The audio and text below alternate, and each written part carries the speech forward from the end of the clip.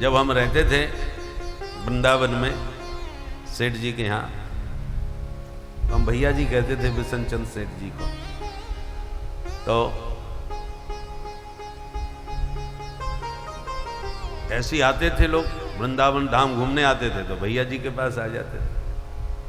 तो भैया जी बड़ी खातिरदारी करते थे, बड़ी आओ भगत करते थे। अरे भैया तुम खूब आए, और बड़े कितने प्रेम से मिलते थे, हम देखते थे।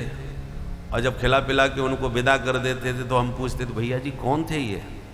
बोले बेटा समझ में तो हमारी कछु ना आई कि कौन थे। तो मैंने कहा आप तो बड़े प्यार से मिल रहे थे, बड़ी खातिरदारी कर रहे थे उनकी। अरे बेटा अब हम नेतागिरी में थे तो ये सब लोग कोई ना कोई हमारे खास तो रहे ही होंगे, तभी तो हमसे इतनी दूर मिलने आए। तो अब हम उनसे ये कह दें कि हम नहीं पहचान पाए तो उनको बुरा लगेगा। और बेटा भविष्य में तुम्हें भी ऐसी स्थितियां आएंगी तो हमसे सीख लो ये व्यवहार कि अगले को जो तुमसे इतने प्यार के साथ मिलने आया है तो आप कोशिश करो उसकी बातों से ही ये समझने की कि ये कौन हो सकता है। समझ में आ जाए तो ठीक है, नहीं समझ में आवे तो उसको क्यों बताओ कि हम नहीं समझ पाए। आया है तो होगा जान पहचान का ही। सेठ जी व्यवहार में बड़े कुशल थे और उनके सानिध्य में हमें बहुत सारी जीवन की महत्वपूर्ण बातें समझ में आई। उस समय तो विद्यार्थी थे, विद्यार्थी जीवन में उतना उसका महत्व नहीं समझा, परंतु अब उनकी बातें पग पग पर बड़ी महत्वपूर्ण सिद्ध होती हैं व्यवहार में जब वो बातें आती हैं। और हम तो ज्योतिषी बनने ही गए थे वृंदावन में, क्योंकि हमारे दादाजी बहुत बड़े ज्योतिषी थे, ज्योतिष के जानकार थे। तो पिताश्री ने तो हमको इसी उद्देश्य से भेजा था कि दादाजी की परंपरा चलती रहे।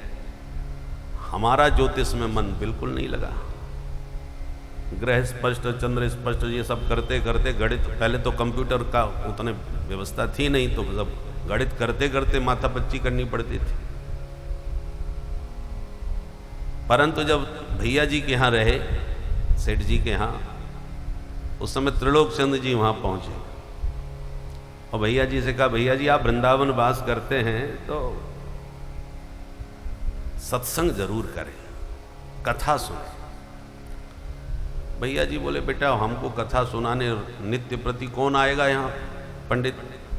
बोले महाराज आपके यहाँ ये विद्यार्थी रहते हैं, इन्हीं में से देखो किसी को जो आपको सुनाया करे। तो हम 4-5 पंडित रहते थे वहाँ पर, वो रहते थे और पढ़ते थे। तो सबसे 15-15 मिनट का प्रवचन करवाया कि तुम कुछ भी बोलो 15 मिनट। तो हम भी बोले और उन जितने भी पंडित बोले उनमें हम पास हो गए। तो त्रिलोक चंद जी ने कहा इससे आप सुना करें महाराज। बस तब से कथावाचक हम वक्ता और भैया जी श्रोता, दो ही वक्ता श्रोता प्रारंभ हो गए।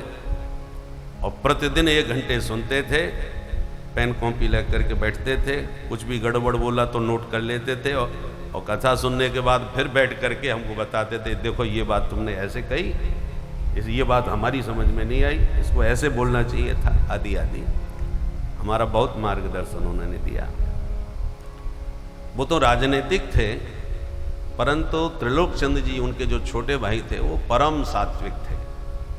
त्रिलोक चंद जी ने भगवत गीता पर टीका लिखी, 5 उपनिषदों पर उनकी टीका है और संस्कृत के अद्भुत पंडित थे। संस्कृत में बात करते थे और बड़े बड़े विद्वान उनके वैदुष्य से प्रभावित होते थे।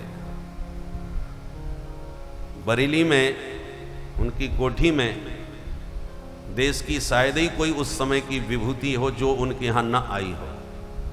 बड़े बड़े विद्वान उनके यहाँ ठहरते थे और आनंदाश्रम रामपुर बाग बरेली में प्रवचन किया करते थे। तो हमारा शुभारंभ भी वहीं से हुआ।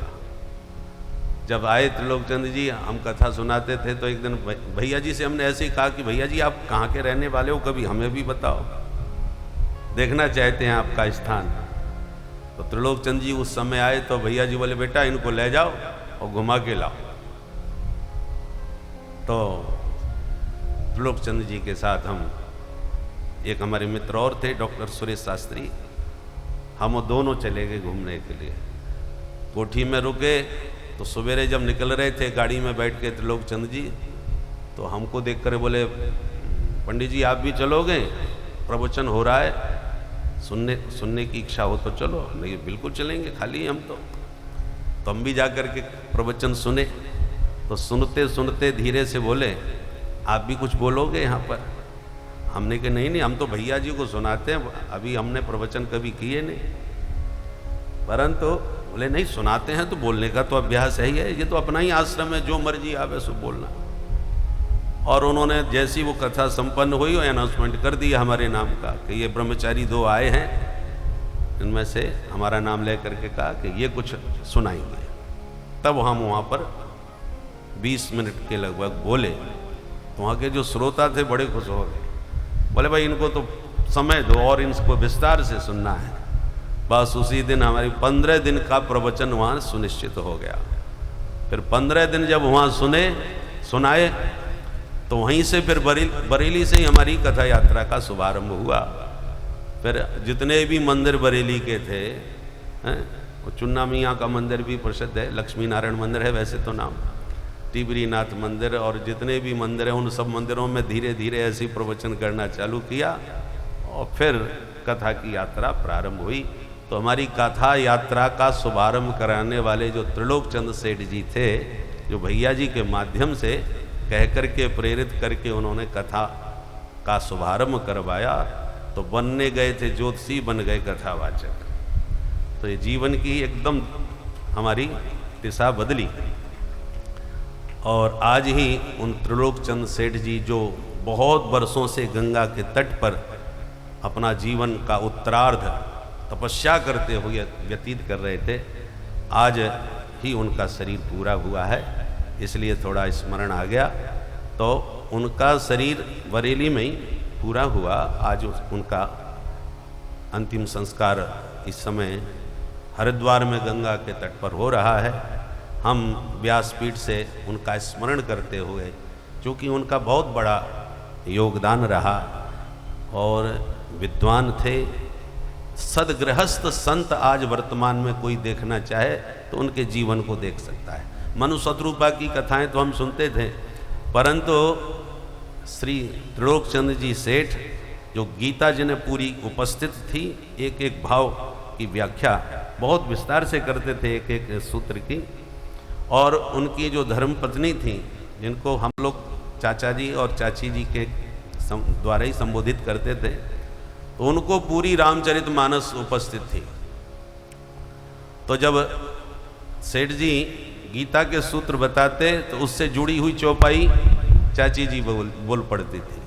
तो क्या अद्भुत उनका आदर्श जीवन रहा कि गंगा के तट पर रह करके हरिद्वार में भीमगोड़ा स्थान है, हर की पौड़ी के पास ही, वहीं गंगा तट पर बैठ कर के खूब सत्संग करना, सेठ जी गीता सुनाएं और चाची जी उनको राम कथा के सूत्र चौपाइयों के माध्यम से देती थी। ऐसा अद्भुत उनका दाम्पत्य। तो उनकी बहुत सारी बातें हैं जो बड़ी अद्भुत मार्गदर्शक हमारे जीवन का बनी कि आज इस कलिकाल में विशुद्ध शास्त्र सम्मत यदि जीवन देखने को मिलता है तो हमारे परम आदरणीय श्री त्रिलोकचंद सेठ जी, जिनका आज जीवन की यात्रा लगभग 95 वर्ष की अवस्था में पूर्ण हुई है। उनकी परिपूर्ण आयु हो गई थी। उनके परिवार में संभवतः इतनी लंबी आयु उन्हीं की रही होगी। वो स्वयं कह, अभी उनका शरीर जब शिथिल था तो मैं गया था जुलाई में ही मिलने गया था। उस समय तो लग रहा था कि बस जाने ही वाले हैं। जब हम गए तो बड़े प्रसन्न हो गए, तुरंत उठ नहीं पा रहे थे, किसी से बोलते नहीं थे, पर हमको देख करके उठ के बैठ गए और बड़ी देर तक बातें की, बड़ी प्रसन्नता व्यक्त करी। तो कहने का तात्पर्य यह है कि कभी कभी कोई महापुरुष आपके जीवन में ऐसा जुड़ता है जो आपके जीवन की दिशा और दशा को बदल देता है। उनमें से एक थे श्री त्रिलोकचंद सेठ जी। हम उनको बारंबार अपनी व्यासपीठ से हृदय से श्रद्धांजलि समर्पित करते हैं। बोल भक्तवत्सल भगवान की जय।